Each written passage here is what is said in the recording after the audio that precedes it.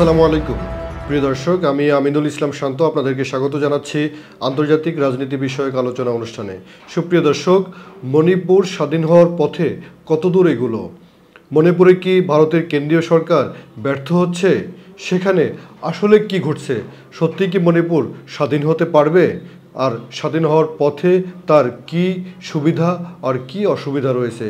এই সব প্রশ্নের উত্তর খুঁজব খুব সংক্ষিপ্ত একটি আলোচনার মধ্য দিয়ে। সেই আলোচনার গভীরে যেতে অবশ্যই আমাদেরকে চারটি বিষয় বিবেচনায় নিয়ে আসতে হবে। একটি হচ্ছে সেভেন সিস্টার, আরেকটি হচ্ছে যে মণিপুরের অবস্থান, আরেকটি হচ্ছে কুকি সম্প্রদায়, আরেকটি হচ্ছে মেইতেই সম্প্রদায়। এই প্রত্যেকটি বিষয়ে অনেকেই পুরোপুরি জানেন, আবার অনেকেই হয়তো খুব সংক্ষিপ্ত ধারণা রাখেন। তাই এই আলোচনার সুবিধার্থে প্রত্যেকটি বিষয়ে খুব সংক্ষেপে ধারণা দিয়ে যায়। সেভেন সিস্টার হচ্ছে ভারতের উত্তর পূর্ব অঞ্চলের 7টি রাজ্য, যে 7টি রাজ্য হচ্ছে মূলত মেঘালয়, আসাম, ত্রিপুরা, মিজোরাম, অরুণাচল এবং মণিপুর, নাগাল্যান্ড। এই 7টি প্রদেশের মধ্যে এই 7টি প্রদেশকে একসঙ্গে সেভেন সিস্টার বলা হয়, কারণ এটি হচ্ছে ভারতের মূল ভূখণ্ড থেকে অনেকটাই বিচ্ছিন্ন বলা চলে।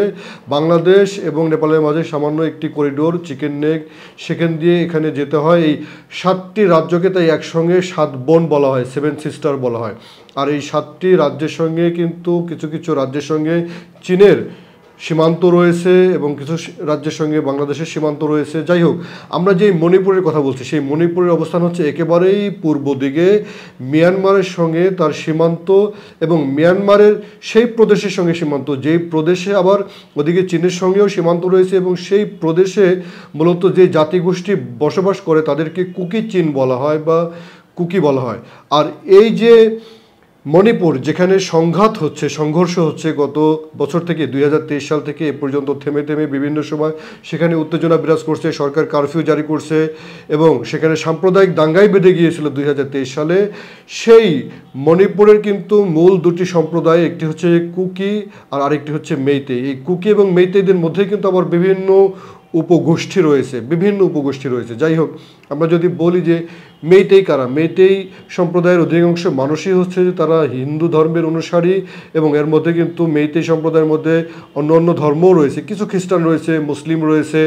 আর এই মেইতেই সম্প্রদায়ের বসবাস মূলত সমতল ভূমিতে। আর পাহাড়ে যে গোষ্ঠী রয়েছে, পাহাড়ি এলাকায় বাস করে, তারা হচ্ছে কুকি সম্প্রদায়, এবং কুকি সম্প্রদায়ের অধিকাংশই হচ্ছে খ্রিস্টান ধর্মের অনুসারী।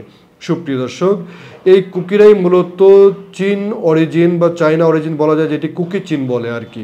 যাই হোক, এখানে আমরা দেখছি মূলত একদিকে হিন্দু আধিক্য মেইতেই, আর অন্যদিকে খ্রিস্টান আধিক্য কুকি সম্প্রদায়। এরকম একটি পরিস্থিতিতে সেখানে গত বছর থেকে যে দ্বন্দ্বটি চলে আসছে, সেই দ্বন্দ্বটি হচ্ছে মূলত তাদেরকে তফসিলি জাতি ঘোষণা করা নিয়ে। অর্থাৎ মেইতেই সম্প্রদায় যারা রয়েছে তাদেরকে দেশটির হাইকোর্ট তাদেরকে তফসিলি সম্প্রদায় বা উপজাতি হিসাবে ঘোষণা করার যেটি আদেশ দেয়, সেই আদেশের পরিপ্রেক্ষিতে সেখানে কুকি সম্প্রদায় অনেক বেশি উত্তেজিত হয়, কারণ এর ফলে তারা কুকি অধ্যুষিত পাহাড়ি অঞ্চলে জমি কিনতে পারবে।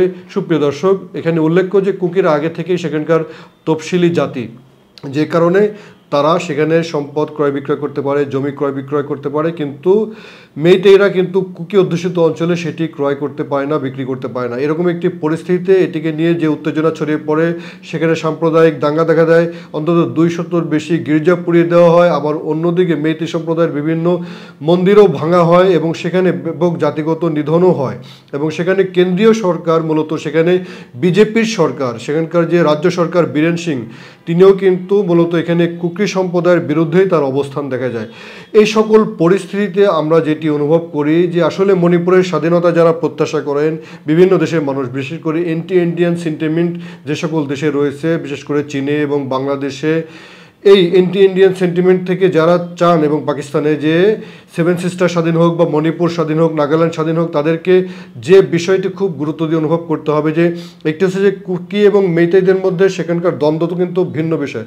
ওদিকে কুকি সম্প্রদায়ের লোকজন অধিকাংশই হচ্ছে শিক্ষিত, তারা কিন্তু তাদের ছেলে মেয়েদেরকে পড়ালেখা করিয়ে তারা শিক্ষার জায়গায় স্থান করে নিয়েছে। আর অন্যদিকে মেইতেই সম্প্রদায় এক্ষেত্রে তারা পিছিয়ে আছে, কিন্তু তারা দেশটির রাজনীতিতে ব্যাপকভাবে সক্রিয়, বিশেষ করে বিজেপি রাজনীতি এবং হিন্দুত্ববাদী রাজনীতির সঙ্গে তারা সক্রিয়।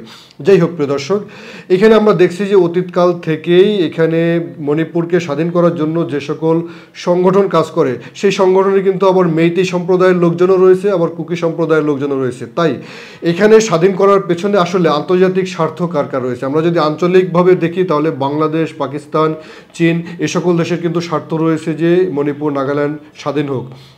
কারণ মণিপুর, নাগাল্যান্ড স্বাধীন হলে বা সেভেন সিস্টার স্বাধীন হলে ভারত ভেঙে গেল, ভারত ছোট হলো এবং এই অঞ্চলে চীনের একটি আধিপত্য তৈরি হলো।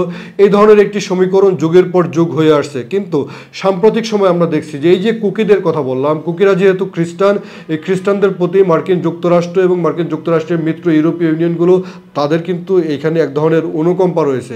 প্রকাশ থাকে যেন এখানে ব্রিটিশরা শাসন করে গিয়েছে কিন্তু ব্রিটিশ আমলে। যাই হোক, এই কুকি সম্প্রদায় তারাও কিন্তু মার্কিন যুক্তরাষ্ট্রকে একদিকে তারা বন্ধু মনে করে, আবার চীনকেও বন্ধু মনে করে। এরকম একটি পরিস্থিতিতে তারা যদি এই মণিপুরকে স্বাধীন করতে চায় তাহলে তারা কাকে বেশি গুরুত্ব দেবে, চীনকে নাকি আমেরিকাকে? কারণ চীন এবং আমেরিকা পরস্পর কিন্তু শত্রু রাষ্ট্র। তাহলে আমরা দেখছি যে এইখানে কার স্বার্থ বেশি? আসলে মণিপুরকে একটি স্বাধীন রাষ্ট্র হিসাবে ঘোষণা দেওয়ার জন্য জাতিসংঘে এটাকে অনুমোদন করার জন্য জাতিসংঘের নিরাপত্তা পরিষদে অনুমোদন করার জন্য যে ধরনের ভোটাভুটি প্রয়োজন, সেই জায়গায় থেকে চীন কিন্তু মার্কিন যুক্তরাষ্ট্র এবং তার মিত্র রাষ্ট্রগুলোর মতো ভূমিকা রাখতে পারবে না।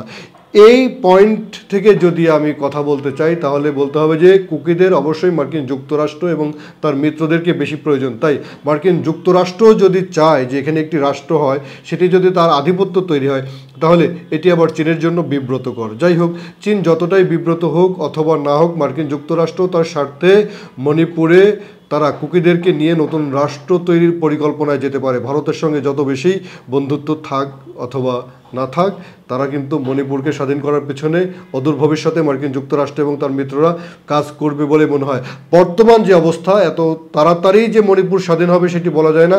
তবে একটি ভূখণ্ড স্বাধীন হওয়ার পেছনে যে সকল কারণ বিরাজ করে, যে ধরনের আন্দোলন দানা বাঁধে, তার একটি স্টেজে রয়েছে বলে মনে হয়। সবাই ভালো থাকুন। অনুষ্ঠানটি দেখার জন্য ধন্যবাদ।